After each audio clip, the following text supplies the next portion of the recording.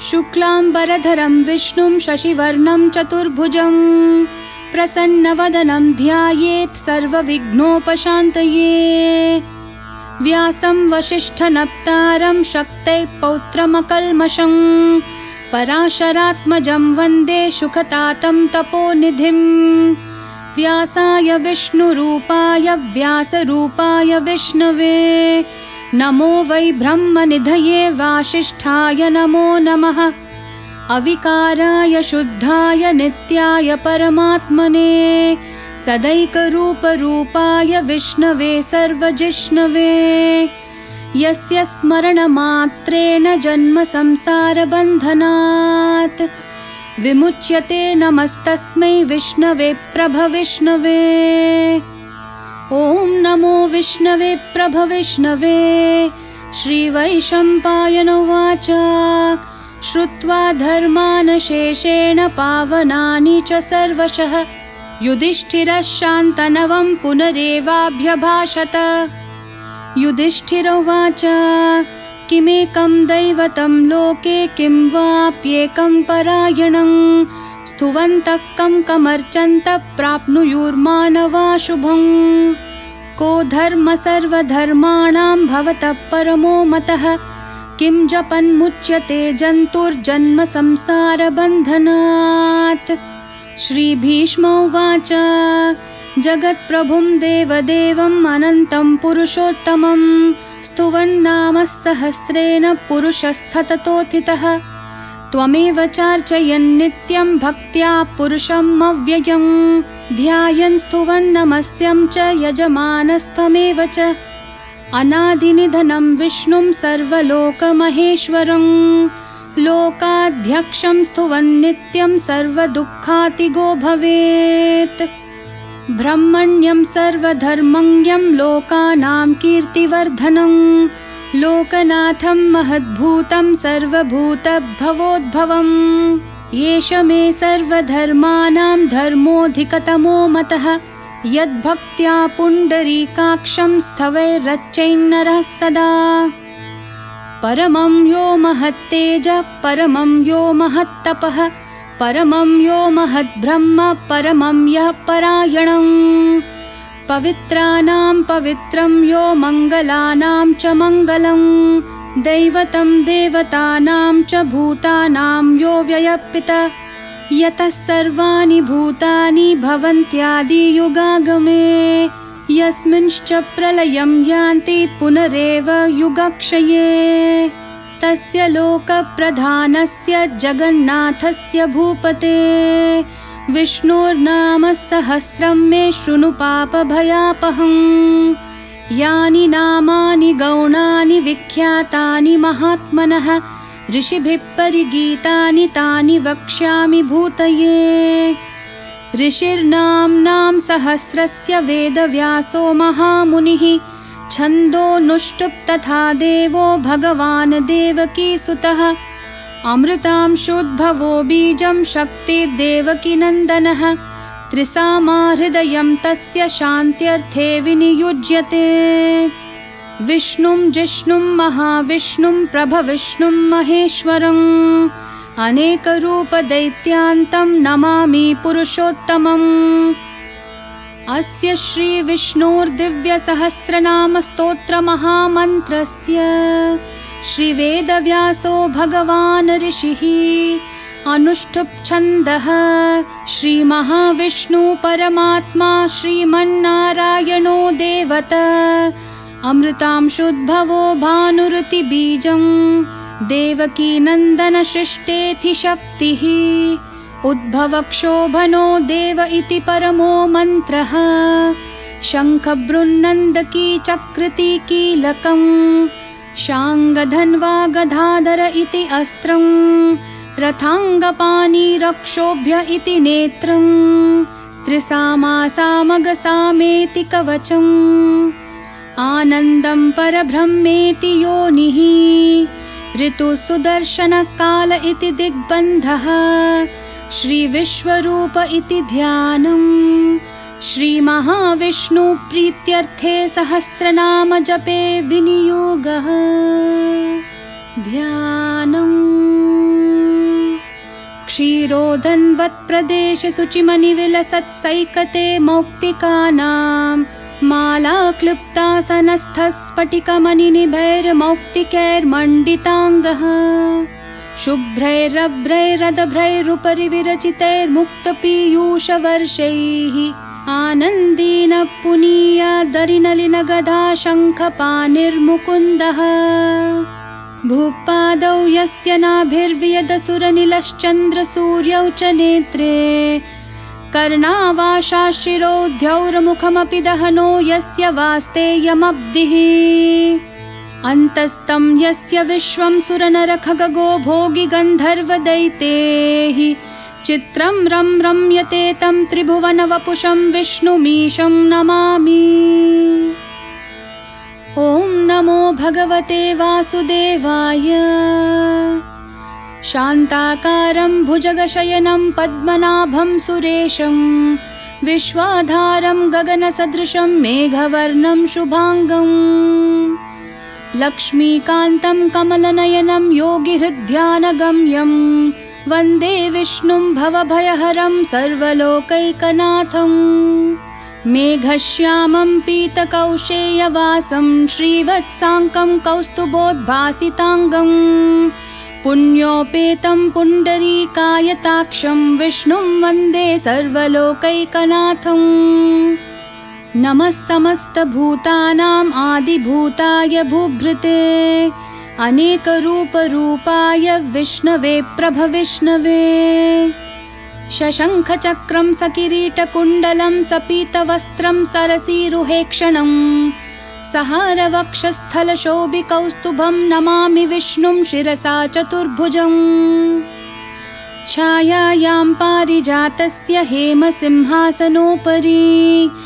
आसीनमब्बुधश्याममायताक्षम् अलङ्कृतं चन्द्राननं चतुर्बाहुं श्रीवत्साङ्कितवक्षसं रुक्मिणी सत्यभामाभ्यां सहितं कृष्णमाश्रये।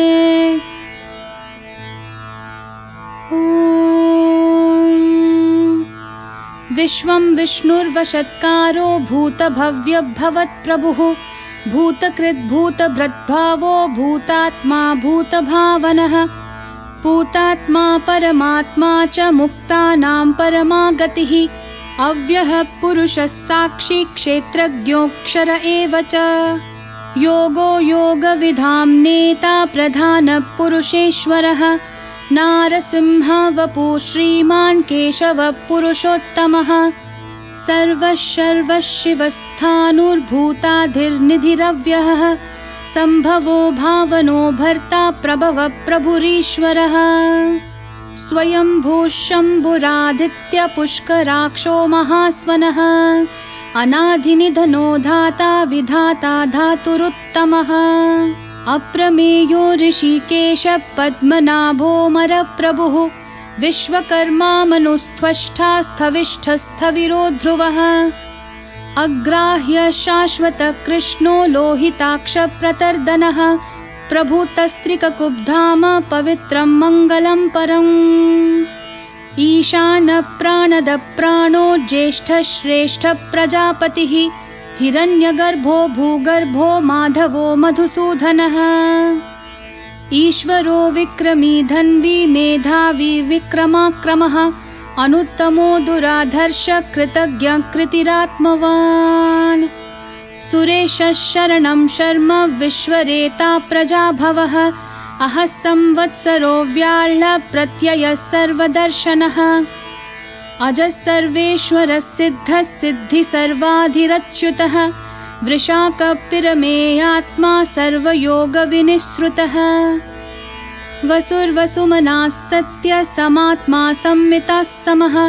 अमोघः पुण्डरीकाक्षो वृषकर्मा वृषाकृतिः रुद्रो बहुशिरा बभ्रूर्विश्वयोनिः शुचिश्रवाः अमृतः शाश्वतस्थाणुर्वरारोहो महातपाः सर्वगः सर्वविद्भानु विश्वक्सेनो जनार्दनः वेदो वेदविधव्यङ्गो वेदाङ्गो वेदवित्कविः लोकाध्यक्षः सुराध्यक्षो धर्माध्यक्षः कृताकृतः चतुरात्मा चतुर्व्यूहश्चतुर्धंश्रश्चतुर्भुजः भ्राजिष्णुर्भोजनं भोक्ता सहिष्णुर्जगदादिजः अनघो विजयो जेता विश्वयोनिः पुनर्वसुः उपेन्द्रो वामनः प्रांशुरमोघः सुचिरूर्जितः अतीन्द्रः संग्रहः सर्गो धृतात्मा नियमो यमः वैद्यो वैद्या सदा योगी वीरः माधवो मधुः अतीन्द्रियो महामायो महोत्साहो महाबलः महाबुद्धिर्महावीर्यो महाशक्तिर्महाद्युतिः अनिर्देश्य वपुः श्रीमान् अमेयात्मा महाधृदक् महेश्वासो महीभर्ता श्रीनिवासः सतां गतिः अनिरुद्धः सुरानन्दो गोविन्दो गोविदाम्पतिः मरिचिर्तमनोहंसः सुपर्णो भुजगोत्तमः हिरण्यनाभः सुतपाः पद्मनाभः प्रजापतिः अमृत्युः सर्वदृक्सिंहः सन्धाता सन्धिमान् स्थिरः अजोधुर्मर्शनः शास्ता विश्रुतात्मा सुरारिः गुरुर्गुरुतमो धाम सत्यः सत्यपराक्रमः निमिषो निमिषस्रग्वी वाचस्पतिरुदारधीः अग्रणीर्ग्रामणीः श्रीमान् न्यायो नेता समीरणः सहस्रमूर्धा विश्वात्मा सहस्राक्षः सहस्रपात् आवर्तनो निवृत्तात्मा संवृतः सम्प्रमर्दनः अहः संवर्तको वह्निरनिलोधरणीधरः सुप्रसादः प्रसन्नात्मा विश्वधृग्विश्वभुग्विभुः सत्कर्ता सत्कृतः साधुर्जन्नुर्नारायणो नरः असंख्येयो प्रमेयात्मा विशिष्टः शिष्टकृच्छुचिः सिद्धार्थः सिद्धसङ्कल्पः सिद्धिदः सिद्धिसाधनः वृषाही वृषभो विष्णुर्वृषपर्वा वृषोदरः वर्धनो वर्धमानश्च विविक्तः श्रुतिसागरः सुभुजो दुर्धरो वाग्मी महेन्द्रो वसुदो वसुः नैकरूपो बृहद्रूपः शिपिविष्ठप्रकाशनः ओजस्तेजोद्युतिधरः प्रकाशात्मा प्रतापनः रिद्धस्पष्टाक्षरो मन्त्रः चन्द्रांशूर्भास्करद्युतिः अमृतांशोद्भवो भानुः शशबिन्दुः सुरेश्वरः औषधं जगतः सेतुः सत्यधर्मपराक्रमः भूतभव्यभवन्नाथः पवनः पावनो नलः कामः कामकृत्कान्तः कामः कामप्रदः प्रभुः युगादिकृद्युगावर्तो नैकमायो महाशनः अदृश्यो व्यक्तरूपश्च सहस्रजिदनन्तजित् इष्टो विशिष्टशिष्टेष्ट शिखण्डी नहुषो वृषः क्रोधः क्रोधकृत्कर्ता विश्वबाहुर्महीधरः अच्युतप्रतिथः प्राणदो वासवानुजः अपान्निधिरधिष्ठानम् अप्रमतः प्रतिष्ठितः स्कन्दस्कन्दधरो धुर्यो वरदो वायुवाहनः वासुदेवो बृहद्भानुरादिदेवः पुरन्दरः अशोकस्तारनस्तारः शूरः शौरिर्जनेश्वरः अनुकूलश्शतावर्तः पद्मिपद्मनिभेक्षणः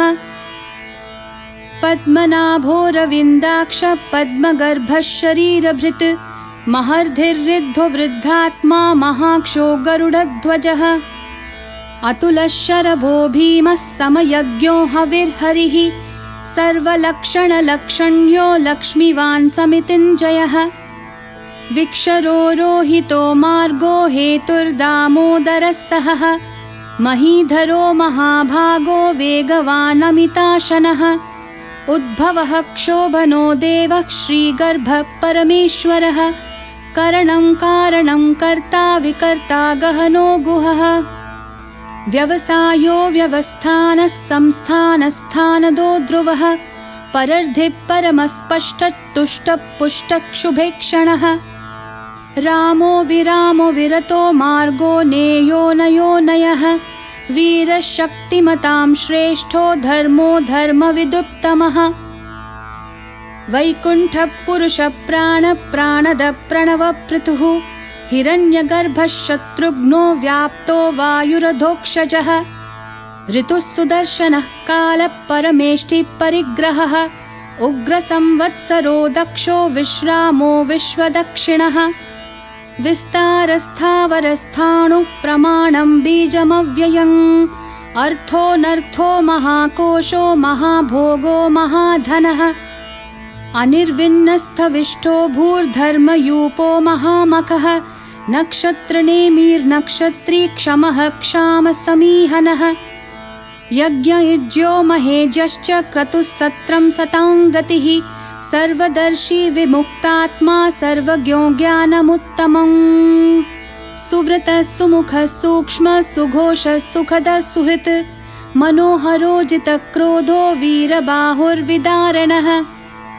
स्वापनः स्ववशो व्यापी नैकात्मा नैककर्मकृत् वत्सरो वत्सलो वत्सी रत्नगर्भो धनेश्वरः धर्मगुप्धर्मकृद्धर्मी सदसत्क्षरमक्षरम् अविज्ञाता सहस्रांशोर्विधाता कृतलक्षणः गभस्तिनेमि सत्त्वस्थः सिंहो भूतमहेश्वरः आदिदेवो महादेवो देवेशो देवभृद्गुरुः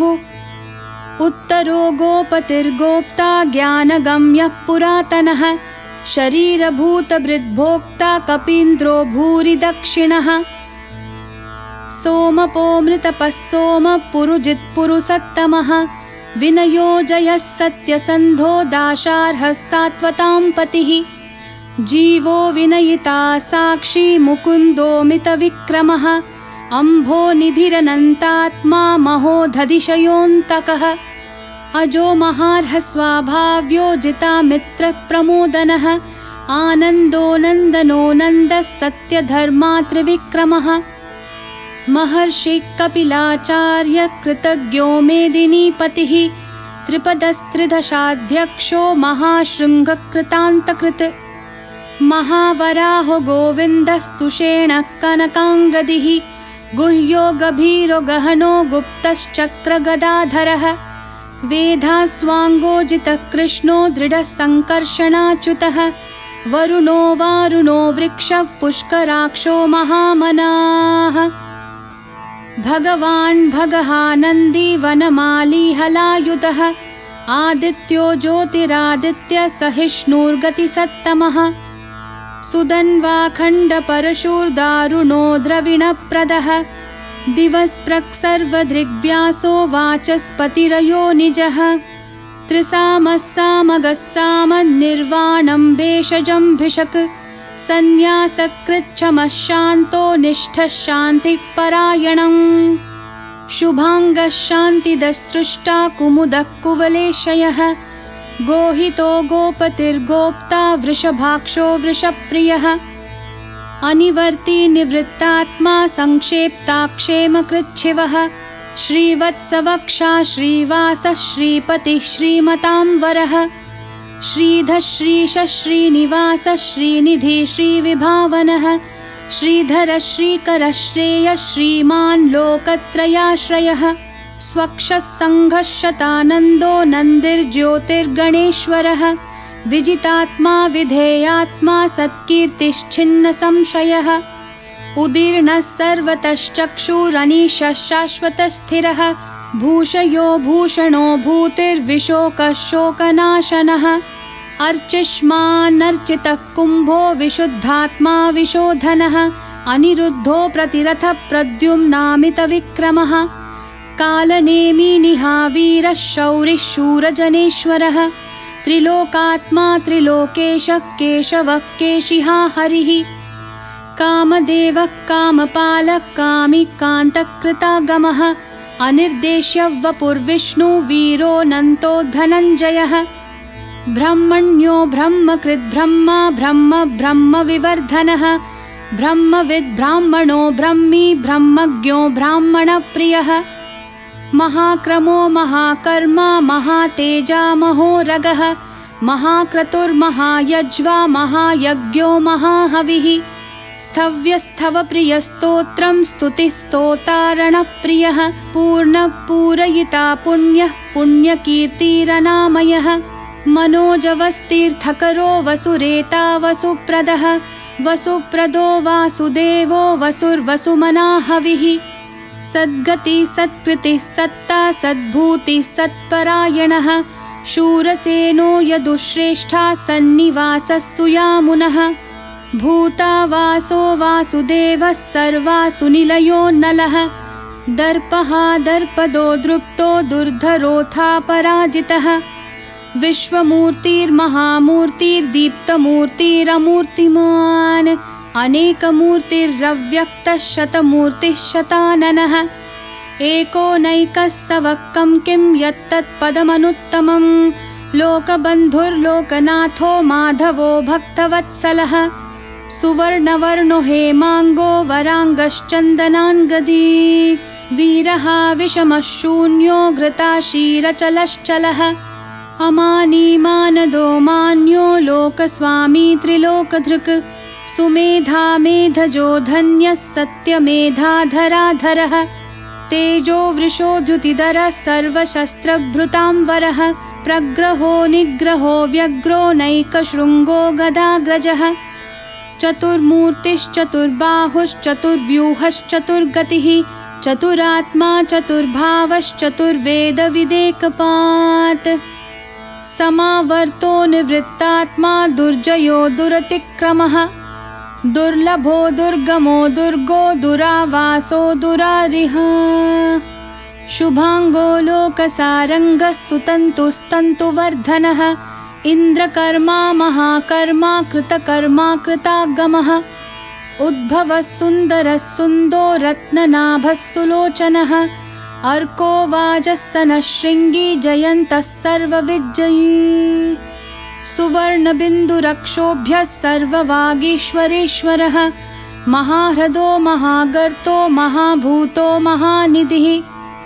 कुमुदः कुन्दरः कुन्दः पर्जन्यः पावनो निलः अमृताशोऽमृतवपुः सर्वज्ञः सर्वतोमुखः सुलभः सुव्रतः सिद्धः शत्रुजिच्छत्रुतापनः न्यग्रोधोदुम्बराश्वत्थः चाणुरान्ध्रनिषूदनः सहस्रार्चिः सप्तजिह्वः सप्तैदाः सप्तवाहनः अमूर्तिरनघोचिन्त्यो भयकृद्भयनाशनः अनुर्बृहत्कृशस्थूलो गुणभृन्निर्गुणो महान् अधृतस्वधृतस्वास्य प्राग्वंशो वंशवर्धनः भारभृत्कथितो योगी योगिशः सर्वकामदः आश्रमः श्रमणः क्षामः सुपर्णो वायुवाहनः धनुर्धरो धनुर्वेदो दण्डो दमयिता दमः अपराजितः सर्वसहो नियन्ता नियमो यमः सत्त्ववान् सात्विकः सत्यः सत्यधर्मपरायणः अभिप्रायप्रियार्होर्हः प्रियकृत्प्रीतिवर्धनः विहाय सगतिर्ज्योतिः सुरुचिर्हुतभुग्विभुः रविर्विरोचनः सूर्यः सविता रविलोचनः अनन्तो हुतभुग्भोक्ता सुखदो नैकजोऽग्रजः अनिर्विण्णः सदामर्षि लोकाधिष्ठानमद्भुतः सनातनतमः कपिलः कपिरव्ययः स्वस्तिदः स्वस्तिकृत् स्वस्ति स्वस्ति भुक् स्वस्ति दक्षिणः अरौद्रकुण्डलीचक्री विक्रमयूर्जितशासनः शब्दातिगः शब्दसः शिशिरः शर्वरीकरः अक्रूरपेशलो दक्षो दक्षिणक्षमिनां वरः विद्वत्तमो वीतभयपुण्यश्रवणकीर्तनः उत्तारणो दुष्कृतिः पुण्यदुःस्वप्ननाशनः वीरः रक्षणः सन्तो जीवनः पर्यवस्थितः अनन्तरूपोऽनन्तश्रीर्जितमन्युर्भयापहः चतुरश्रो गभीरात्मा विदिशो व्यादिशोऽधिशः अनादिर्भूर्भुवो लक्ष्मी सुवीरो रुचिराङ्गदः जननो जनजन्मादिः भीमो भीमपराक्रमः आधारनिलयो धाता पुष्पहासप्रजागरः ऊर्ध्वगः सत्पथाचारः प्राणदः प्रणवः पणः प्रमाणं प्राणनिलय प्राणभृत् प्राणजीवनः तत्त्वं तत्त्वविदेकात्मा जन्म मृत्युजरातिगः भूर्भुवः स्वस्तरुस्तारः सविता प्रपितामहः यज्ञो यज्ञपतिर्यज्वा यज्ञांगो यज्ञवाहनः यज्ञभृद्यज्ञकृद्यग्नि यज्ञभुग्यज्ञसाधनः यज्ञान्तकृद्यज्ञगुह्यं मन्नमन्नादयेव च आत्मयोनि स्वयं जातो वैखानः सामगायनः देवकीनन्दनः स्रष्टा क्षितीशः पापनाशनः शङ्खबृन्नन्दकी चक्री शाङ्खधन्वा गदाधरः रथाङ्गपाणिरक्षोभ्यः सर्वप्रहरणायुधः सर्वप्रहरणायुध ॐ नमः इति वनमाली गदीशाङ्गी शङ्खी चक्री च नन्दकी श्रीमान् नारायणो विष्णुर्वासुदेवोऽभिरक्षतु वनमाली गदीशाङ्गी शङ्खी चक्री च नन्दकी श्रीमान् नारायणो विष्णुर्वासुदेवोऽभिरक्षतु वनमाली गदीशाङ्गी शङ्खी चक्री च नन्दकी श्रीमान् नारायणो विष्णुर्वासुदेवोऽभिरक्षतु इतिदं कीर्तनीयस्य केशवस्य महात्मनः नाम्नां सहस्रं दिव्यानाम् अशेषेण प्रकीर्तितम् य इदं शृणुयान्नित्यं यश्चापि परिकीर्तयेत् नाशुभं प्राप्नुयात् किञ्चित् सोमुत्रेह च मानवः वेदान्तगो ब्राह्मणः स्यात् क्षत्रियो विजयी भवेत् वैश्यो धनसमृद्धः स्यात् शूद्रः सुखमवाप्नुयात् धर्मार्थी प्राप्नुयात् धर्ममर्थार्थी चार्थमाप्नुयात् कामानवाप्नुयात् कामी प्रजार्थी चाप्नुयात् प्रजाम् भक्तिमान् यः सदोत्थाय शुचिस्तद्गतमानसः सहस्रं वासुदेवस्य नाम्नामेतत् प्रकीर्तयेत् यशः प्राप्नोति विपुलं याति प्राधान्यमेव च अचलां श्रियमाप्नोति श्रेयः प्राप्नोत्यनुत्तमम् न भयं क्वचिदाप्नोति वीर्यं तेजश्च विन्दति भवत्यरोगोऽद्युतिमान् बलरूपगुणान्वितः रोगार्तो मुच्यते रोगात् बद्धो मुच्येत बन्धनात् भयान्मुच्येत भीतस्तु मुच्येतापन्न आपदः दुर्गान्यतितरत्याशु पुरुषः पुरुषोत्तमम् स्तुवन्नाम सहस्रेण नित्यं भक्तिसमन्वितः वासुदेवाश्रयो मर्त्यो वासुदेवपरायणः सर्वपापविशुद्धात्मा याति ब्रह्म सनातनम् न वासुदेवभक्तानाम् अशुभं विद्यते क्वचित् जन्म मृत्युजरा व्याधि भयं नैवोपजायते इमं स्तवमधीयानः श्रद्धा भक्तिसमन्वितः युज्येतात्मा सुखक्षान्ति श्रीधृति स्मृतिकीर्तिभिः न क्रोधो न च मात्सर्यं न लोभो न शुभामतिः भवन्ति कृतपुण्यानां भक्तानां पुरुषोत्तमे द्यौसचन्द्रार्कनक्षत्राखं दिशो भूर्महोदधिः वासुदेवस्य वीर्येण विधृतानि महात्मनः ससुरासुरगन्धर्वं सयक्षोरगराक्षसं जगद्वशे वर्ततेदं कृष्णस्य सचराचरम् इन्द्रियाणि मनोबुद्धिः सत्यं तेजोबलं धृतिः वासुदेवात्मकान्याहुः क्षेत्रं क्षेत्रज्ञ एव च सर्वागमानमाचारः प्रथमं परिकल्पते आचारप्रभवो धर्मो धर्मस्य प्रभुरच्युतः ऋषयः पितरो देवा महाभूतानि धातवः जङ्गमाजङ्गमं चेदं जगन्नारायणोद्भवम् योगो ज्ञानं तथा साङ्ख्यं विद्या शिल्पादिकर्म च वेदाशास्त्राणि विज्ञानमेतत् सर्वं जनार्दनात् एको विष्णुर्महद्भूतं पृथक् भूतान्यनेकशः त्रीन् लोकान् व्याप्य भूतात्मा भुङ्क्ते विश्वभुगव्ययः इमं स्तवं भगवतो विष्णोर्व्यासेन कीर्तितं पठेद्य इच्छेत् पुरुषः श्रेयः प्राप्तुं सुखानि च विश्वेश्वरमजं देवं जगतः प्रभुमव्ययं भजन्ति ये पुष्कराक्षं न ते यान्ति पराभवं न ते यान्ति पराभवम् ॐ नमः इति। अर्जुनोवाच पद्मपत्रविशालाक्ष पद्मनाभसुरोत्तमा भक्तानामनुरक्तानां त्राता भव जनार्दन। श्रीभगवानुवाच यो मां नाम सहस्रेण स्तोतुमिच्छति पाण्डव सोऽहमेकेन श्लोकेन स्तुत एव न संशयः स्तुत एव न संशय ॐ नमः इति। व्यासोवाच वासनाद्वासुदेवस्य वासितं भुवनत्रयं सर्वभूतनिवासोऽसि वासुदेव नमोऽस्तु ते वासुदेव नमोऽस्तु ते ॐ नमः इति। पार्वत्युवाच केनोपायेन लघुना विष्णोर्नाम सहस्रकं पठ्यते पण्डितैर्नित्यं श्रोतुमिच्छाम्यहं प्रभो। ईश्वरोवाच श्रीराम राम रामेति रमे रामे मनोरमे सहस्रनाम तत्तुल्यं राम नाम वरानने। श्रीराम राम रामेति रमे रामे मनोरमे सहस्रनाम तत्तुल्यं राम नाम वरानने। श्रीराम राम रामेति रमे रामे मनोरमे सहस्रनाम तत्तुल्यं राम नाम वरानने।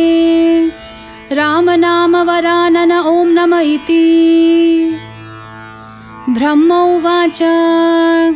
नमोऽस्त्वनन्ताय सहस्रमूर्तये सहस्रपादाक्षि शिरोरुबाहवे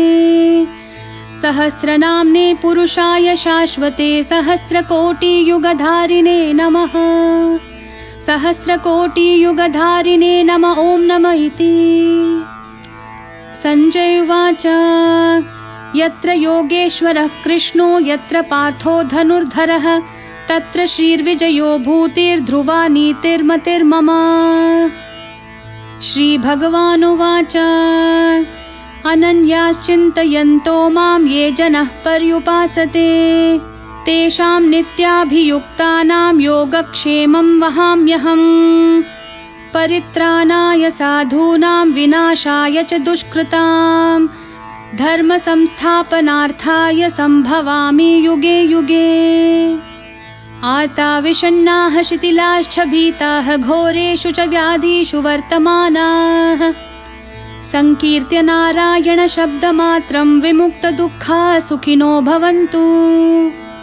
कायेन वाचा मनसेन्द्रियैर्वा बुद्ध्यात्मना वा प्रकृते स्वभावात् करोमि यद्यत् सकलं परस्मै नारायणायेति समर्पयामि। ఏడుకొండలవాడ వెంకటరమణ గోవింద గోవింద।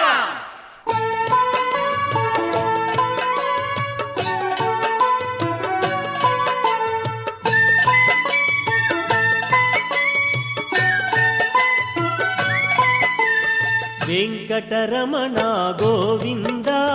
శ్రీనివాస గోవింద తిరుమల నిలయ గోవింద పావన చరణ గోవింద।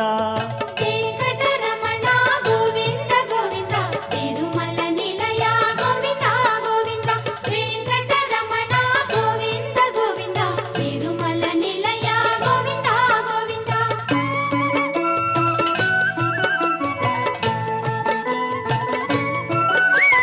నారదుడే తన యోచనతో భృగు మహర్షినే పంపించే మానవ కళ్యాణము కొరకై శ్రీహరియే భువికేగెనుగా। వెంకటరమణ గోవింద గోవింద తిరుమల నిలయ గోవింద గోవింద। వెంకటరమణ గోవింద గోవింద తిరుమల నిలయ గోవింద గోవింద।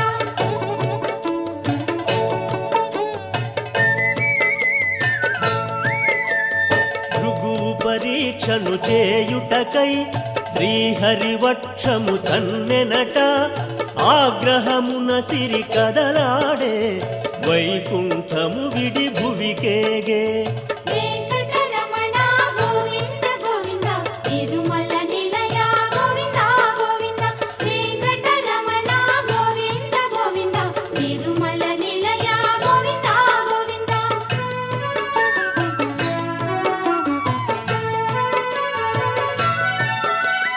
లక్ష్మిని వెదకుచు శ్రీహరియే వైకుంఠము విడి భువికేగి కొండలు కోనలు దాటుకుని శేషాద్రికి ఇలా చేరెనుగా. వెంకటరమణ గోవింద గోవింద తిరుమల నిలయ గోవింద గోవింద వెంకటరమణ గోవింద గోవింద తిరుమల నిలయ గోవింద గోవింద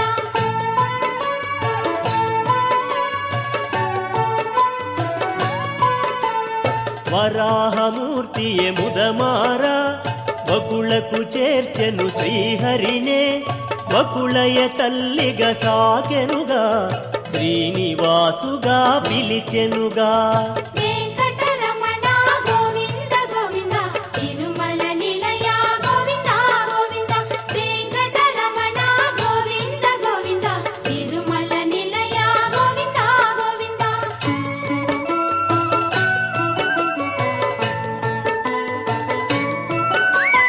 వనమున కాంచెను శ్రీహరియే పద్మావతినే కనులారా పరిణయమాడగనెంచెనుగా తల్లికి కోరిక తెల్పెనుగా. వెంకటరమణ గోవింద గోవింద తిరుమల నిలయ గోవింద గోవింద వెంకటరమణ గోవింద గోవింద తిరుమల నిలయ గోవింద గోవింద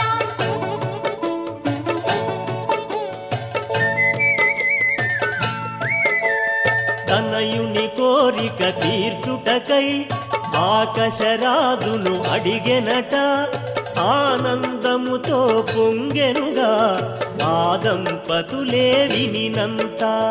వెంకటరమణ గోవింద గోవింద తిరుమల నిలయ గోవింద గోవింద వెంకటరమణ గోవింద గోవింద తిరుమల నిలయ గోవింద గోవింద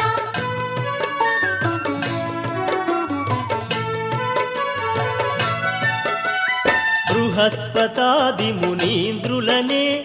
ఆహ్వానించెను ఆరాజే ఘనముగ పెండ్లిని జరిపింప శుభలగ్నమునే చూసెనుగా.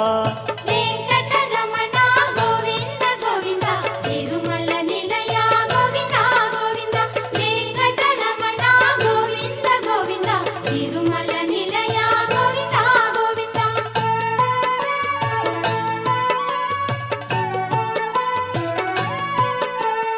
కుబేరపతియే శ్రీహరికే పెండ్లికి ధనమును రుణమిచ్చే కలియుగమందున తీర్చుటకై శ్రీనివాసుడే తలచెనట. వెంకటరమణ గోవింద గోవింద తిరుమల నిలయ గోవింద గోవింద వెంకటరమణ గోవింద గోవింద తిరుమల నిలయ గోవింద గోవింద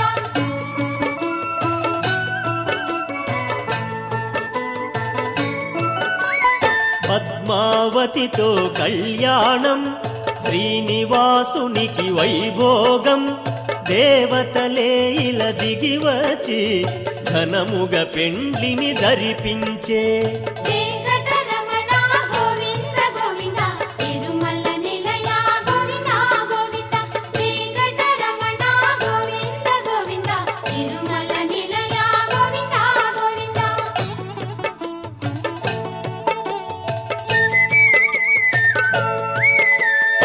తొండమానుడే నిర్మించే తిరుమలగిరిపై ఆలయమే మంగళతూర్యపురవములతో స్వామి ఆలయము చేరెనుగా. వెంకటరమణ గోవింద గోవింద తిరుమల నిలయ గోవింద గోవింద వెంకటరమణ గోవింద గోవింద తిరుమల నిలయ గోవింద గోవింద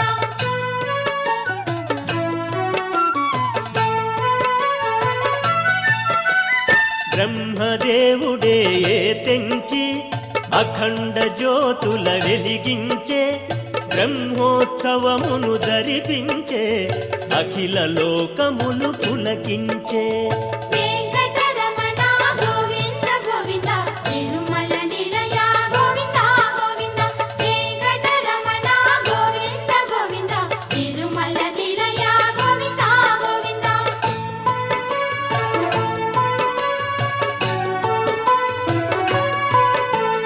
భక్తుల కోర్కెలు తీర్చుటకై కలియుగమందున వెలసెనుగా శ్రీనివాసుడై నిలిచెనుగా శ్రీహరి ఏల దైవముగా వెంకటరమణ గోవింద గోవింద తిరుమల నిలయ గోవింద గోవింద వెంకటరమణ గోవింద గోవింద తిరుమల నిలయ గోవింద గోవింద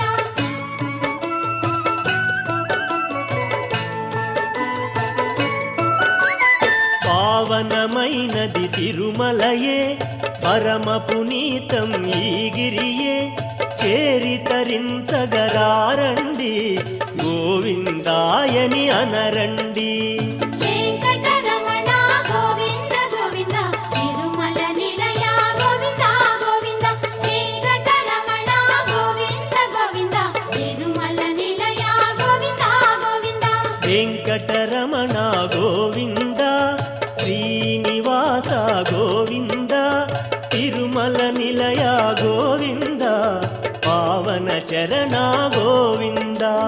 వెంకటరమణ గోవింద గోవింద తిరుమల నిలయ గోవింద గోవింద వెంకటరమణ గోవింద గోవింద తిరుమల నిలయ గోవింద గోవింద వెంకటరమణ గోవింద గోవింద తిరుమల నిలయ గోవింద గోవింద వెంకటరమణ గోవింద గోవింద తిరుమల నిలయ గోవింద గోవింద వెంకటరమణ గోవింద గోవింద తిరుమల నిలయ గోవింద గోవింద వెంకటరమణ గోవింద గోవింద తిరుమల నిలయ గోవింద గోవింద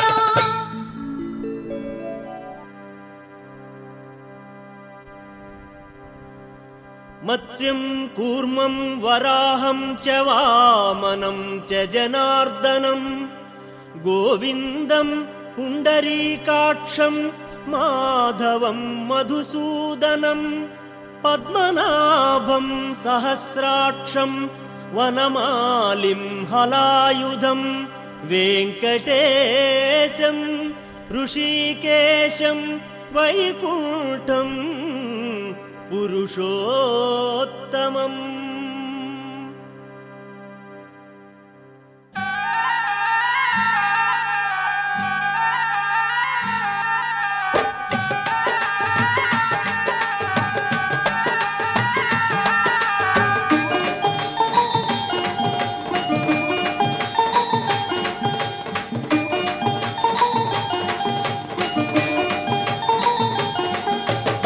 ఏడుకొండలెక్కుదామా గోవింద గోవింద అందామా గోవింద ఏడుకొండలెక్కుదామా గోవింద గోవింద అందామా గోవింద ఏడుకొండలెక్కుదామా గోవింద గోవింద అందామా గోవింద ఏడుకొండలెక్కుదామా గోవింద గోవింద అందామా గోవింద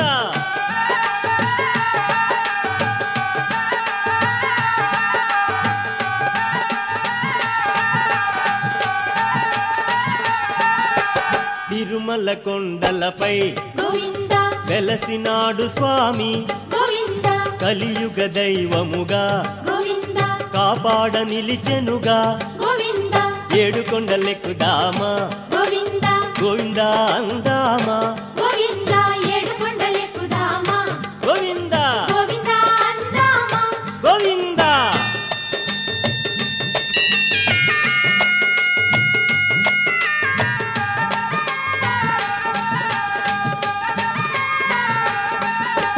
మూడు నామములతో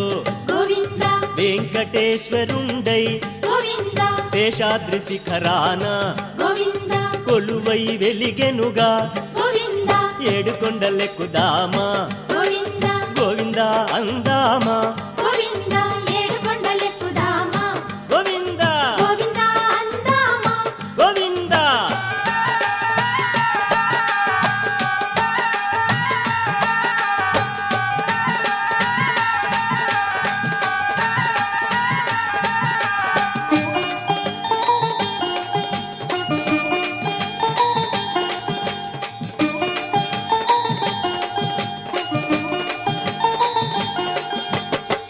మొక్కులెన్నో మ్రొక్కి గోవింద చేరుకుంటిమయ్యా గోవింద ముడుపులెన్నో కట్టి గోవింద చెల్లింతుమయ నీకు గోవింద ఏడుకొండలెక్కుదామా గోవింద గోవిందా అందామా గోవింద ఏడుకొండలెక్కుదామా గోవిందా గోవింద అందామా గోవిందా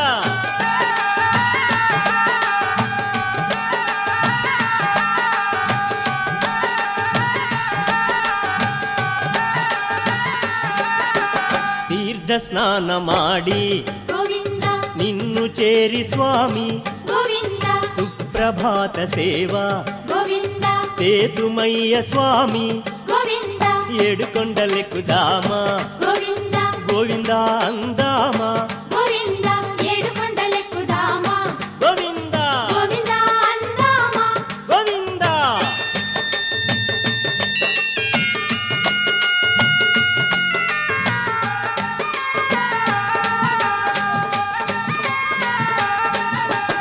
ఏడు కొండలవాడ గోవింద వెంకటరమణయ్య గోవింద ఆపద ముక్కులవాడ